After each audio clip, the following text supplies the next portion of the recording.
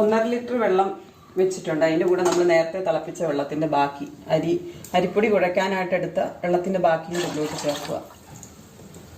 നല്ല വെളുത്തുള്ളി ഉള്ളിയൊക്കെ കുറച്ച് ആ വെള്ളത്തിൻ്റെ ബാക്കിയും കൂടെ ഇതിനകത്തോട്ട് ഒഴിക്കുക.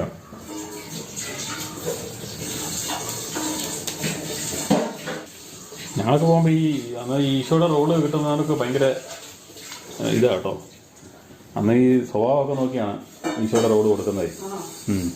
അപ്പം അത് കിട്ടാത്തവർക്ക് ഭയങ്കര ബുദ്ധിമുട്ടൊക്കെയാണ് അന്ന്. അവർക്കൊരു പ്രത്യേക വെയിറ്റ് ആയിരുന്നു അന്ന്. ഈ നേർച്ചയൊന്നും വളരെ റെയറായിട്ട് നടന്ന നേർച്ചയാണ് അല്ലേ? അധികം അങ്ങനെ ഇല്ലായിരുന്നു വീട് വഴിയൊന്നും. പണ്ട് കാലത്ത് മിക്കവാറും ഉണ്ടായിരുന്നു. ഞാൻ അങ്ങനെ കേട്ടിട്ടുണ്ട്. ജോമോനെയൊക്കെ വീട്ടിലെയൊക്കെ എൻ്റെ ആങ്ങളെനെയൊക്കെ വിളിക്കുന്നുണ്ടായിരുന്നു. അതുകൊണ്ട് അവർ പോകുന്നതൊക്കെ എനിക്കറിയാം. പക്ഷെ ഇപ്പോഴത്തെ കാലത്ത് അത് നിന്ന് പോയി. ഇപ്പൊ എന്നെ വല്ലപ്പോഴും